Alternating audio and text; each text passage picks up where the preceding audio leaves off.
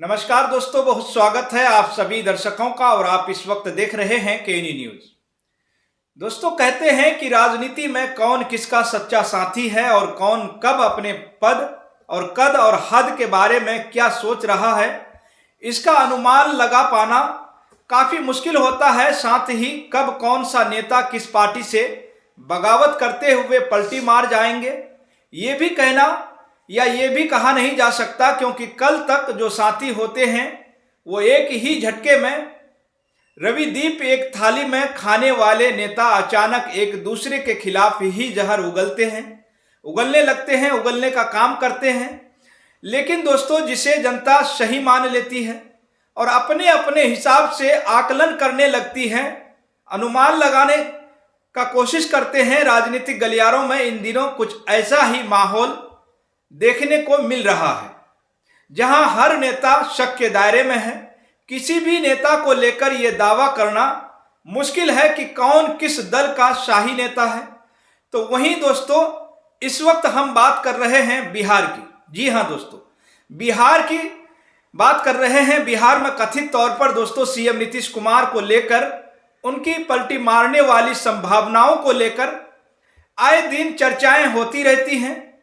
इसी बीच सीएम नीतीश कुमार को लेकर बिहार के सियासी गलियारों में एक बार फिर से चर्चाएं खूब तेज हो गई हैं। लालू प्रसाद यादव की आरजेडी की तरफ से बड़ा दावा करते हुए बिहार में जल्द ही बड़ा खेला होने का अंदाजा लगाया गया है।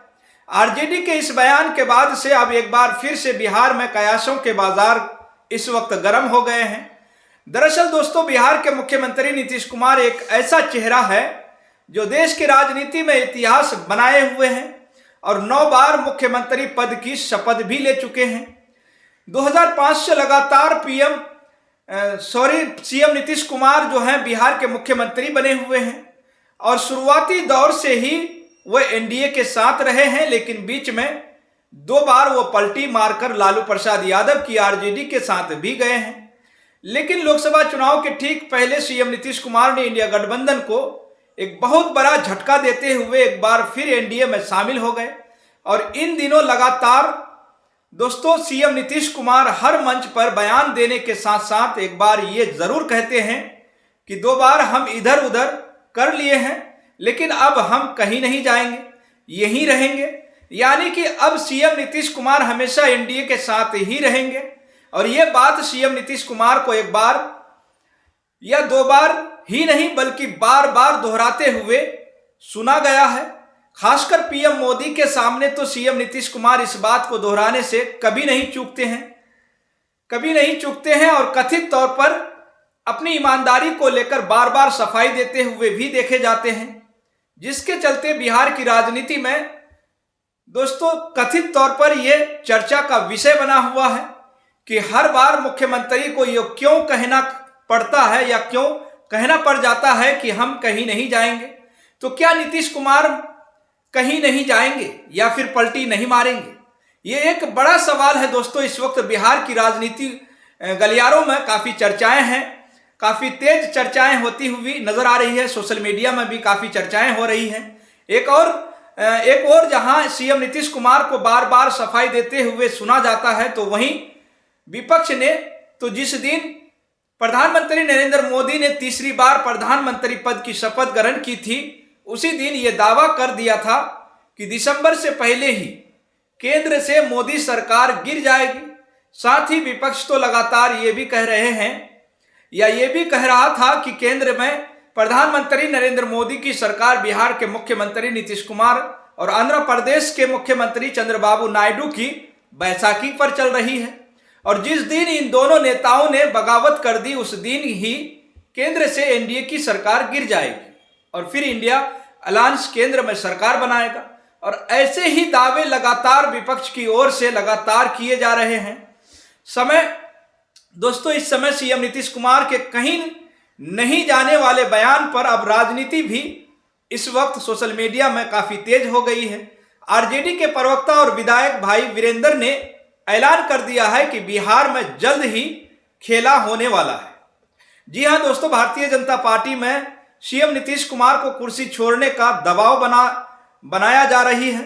यही कारण है कि मुख्यमंत्री नीतीश कुमार सभी मंचों से माफी मांगते हुए नजर आ रहे हैं। साथ ही आरजेडी प्रवक्ता ने यह भी दावा किया है कि महाराष्ट्र, झारखंड और बिहार के उपचुनाव के रिजल्ट सामने आने के बाद बहुत कुछ यानी बहुत ही तस्वीरें जो हैं राजनीति की जो है वो बदलेगी। भाई वीरेंद्र के दावों में कितनी सच्चाई है ये तो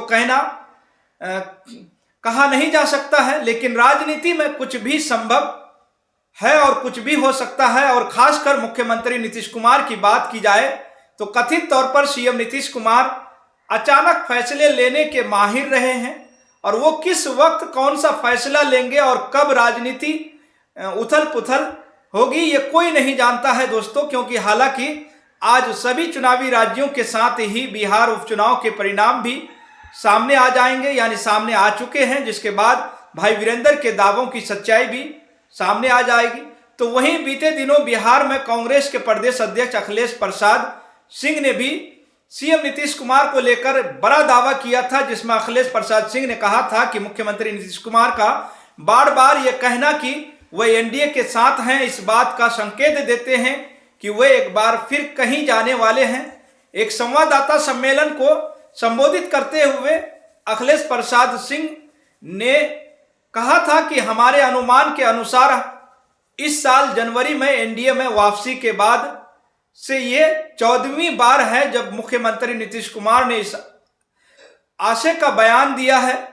किसी को 1, 2 या 3 बार स्पष्टीकरण देने की जरूरत पड़ती है, लेकिन जब आप ऐसा 14 बार करते हैं तो ये केवल संदेह को ही जन्म देता है। ऐसा लगता है कि नीतीश जी फिर कहीं जाने वाले हैं। दोस्तों बता दें कि 2025 के बिहार विधानसभा चुनाव में अभी करीब 1 साल का समय है। नीतीश कुमार 10वीं बार मुख्यमंत्री पद पर अपनी पकड़ बनाए रखने की तैयारियों में जुटे हुए हैं, और यह भी ऐलान हो चुका है कि 2025 में मुख्यमंत्री नीतीश कुमार के नेतृत्व में ही चुनाव लड़ा जाएगा।